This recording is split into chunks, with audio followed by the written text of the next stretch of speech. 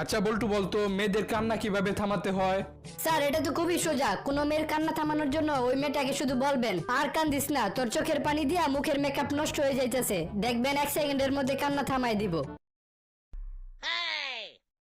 আচ্ছা বল্টু, বলতো আমাদের দেশ একদিন দুর্নীতি মুক্ত হবে, এটা কোন টেন্স? স্যার এটা তো ফিউচার ইম্পসিবল টেন্স। তোমার বাবার মাথার চুল এত কম কেন?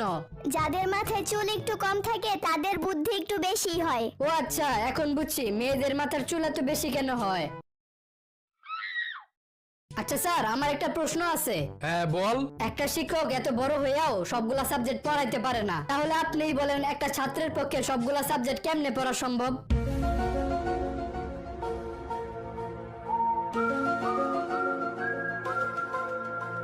বল্টু, তোর আজকের পরীক্ষা কিরকম হয়েছে? এই তো বাবা, কালকে যেরকম পরীক্ষা দিছি ঠিক সেই রকম হয়েছে।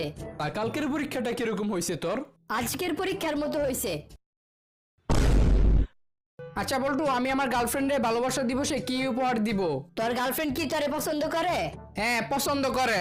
তাইলে তুই যা ইচ্ছা তাই দিতে পারস, কারণ তোর গার্লফ্রেন্ডের পছন্দের তো ভালো না।